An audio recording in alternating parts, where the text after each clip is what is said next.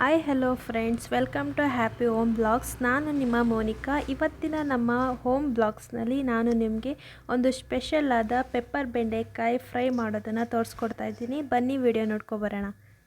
ತೊಳೆದು ಮೀಡಿಯಮ್ ಸೈಜಲ್ಲಿ ಕಟ್ ಮಾಡಿ ಇಟ್ಕೊಂಡಿರುವಂತಹ ಬೆಂಡೆಕಾಯಿನ ನಾನಿಲ್ಲಿ ತೊಗೊಂಡಿದ್ದೀನಿ. ಕಟ್ ಮಾಡಿ ಇಟ್ಕೊಂಡಿರುವಂತಹ ಬೆಂಡೆಕಾಯಿನ ನಾನಿಲ್ಲಿ ಬಾಣಲೆಗೆ ಸೇರಿಸ್ಕೊಡ್ತಾ ಇದ್ದೀನಿ. ಮತ್ತು ಇದನ್ನು ಹೈ ಫ್ಲೇಮಲ್ಲಿ ಫ್ರೈ ಮಾಡ್ಕೋಬೇಕಾಗುತ್ತೆ. ಈಗ ಅರ್ಧ ಫ್ರೈ ಆಗಿದೆ. ಫುಲ್ ಫ್ರೈ ಆಗೋ ತನಕನೂ ಹೀಗೆ ಫ್ರೈ ಮಾಡ್ಕೊಳ್ತಾ ಹೋಗಬೇಕು. ನೋಡಿ, ಈಗ ಫ್ರೈ ಆಗಿದೆ. ಈ ಬಣ್ಣ ಬರೋ ತನಕ ಫ್ರೈ ಮಾಡಿಕೊಂಡ್ರೆ ಸಾಕು.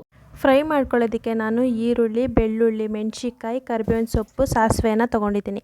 ಒಂದು ಬಾಣಲೆಯಲ್ಲಿ 2 ಸ್ಪೂನ್ ಎಣ್ಣೆಯನ್ನು ಹಾಕ್ಕೊಂಡು ಅದಕ್ಕೆ ಸಾಸಿವೆನ ಸೇರಿಸ್ಕೊಳ್ತಾ ಇದ್ದೀನಿ. ಸಾಸಿವೆ ಎಲ್ಲ ಚಿಟಪಟ ಅಂತ ಅಂದಮೇಲೆ ಅದಕ್ಕೆ ಬೆಳ್ಳುಳ್ಳಿಯನ್ನು ಚೆನ್ನಾಗಿ ಫ್ರೈ ಮಾಡ್ಕೊಳ್ತೀನಿ. ಫ್ರೈ ಆದಮೇಲೆ ಇದಕ್ಕೆ ಸ್ವಲ್ಪ ಮೆಣಸಿನ್ಕಾಯನ್ನು ಕೂಡ ನಾನು ಇಲ್ಲಿ ಸೇರಿಸ್ಕೊತಾ ಇದ್ದೀನಿ. ಮೆಣಸಿನ್ಕಾಯನ್ನು ಕೂಡ ಚೆನ್ನಾಗಿ ಫ್ರೈ ಮಾಡ್ಕೊಳ್ಬೇಕಾಗತ್ತೆ. ನಂತರ ಅದಕ್ಕೆ ಈರುಳ್ಳಿಯನ್ನು ಕೂಡ ಸೇರಿಸ್ಕೊಂಡು ಚೆನ್ನಾಗಿ ಫ್ರೈ ಮಾಡ್ಕೋಬೇಕು. ಹಸಿ ವಾಸನೆ ಹೋಗೋ ತನಕ ಫ್ರೈ ಮಾಡ್ಕೊಳ್ಬೇಕು.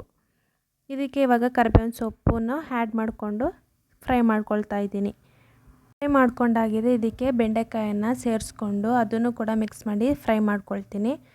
ಈಗ ಅದಕ್ಕೆ ಸ್ವಲ್ಪ ಉಪ್ಪನ್ನು ಸೇರಿಸ್ಕೊಂಡು 1 ಲೋಟ ನೀರನ್ನು ಕೂಡ ನಾನು ಇಲ್ಲಿ ಸೇರಿಸ್ಕೊಳ್ತಾ ಇದ್ದೀನಿ. ಬೇಯೋ ತನಕ ಇದನ್ನು ಹಾಗೆ ಕೈ ಆಡಿಸ್ಕೊಳ್ಳೋಣ. ಈ ಕೈ ಆಡಿಸ್ಕೊಂಡ ನಂತರ ಇದಕ್ಕೆ ಸ್ವಲ್ಪ ಪೆಪ್ಪರ್ ಪೌಡ್ರನ್ನ ನಾನು ಸೇರಿಸ್ಕೊತಾ ಇದ್ದೀನಿ. ನಿಮಗೆ ಖಾರಕ್ಕೆ ಎಷ್ಟು ಬೇಕೋ ಅಷ್ಟನ್ನು ಪೆಪ್ಪರ್ ಪುಡಿನ ನೀವು ಸೇರಿಸ್ಕೊಳ್ಳಿ. ಮತ್ತು ಸೇರಿಸ್ಕೊಂಡು ಇದನ್ನು ನಾನು ಮಿಕ್ಸ್ ಮಾಡ್ಕೊತಾ ಇದ್ದೀನಿ. ಇದಕ್ಕೆ ನಾನೀಗ ಕೊತ್ತಂಬರಿ ಸೊಪ್ಪನ್ನ ಆ್ಯಡ್ ಮಾಡಿಕೊಂಡು ಇದನ್ನು ತಿರ್ಸ್ಕೊಳ್ತೀನಿ.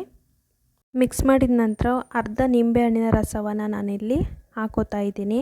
ಏನಕ್ಕೆ ಅಂತ ಅಂದರೆ ಇದು ಪೆಪ್ಪರ್ ಡ್ರೈಗೆ ಹೆಚ್ಚು ರುಚಿಯನ್ನು ಕೊಡುತ್ತೆ.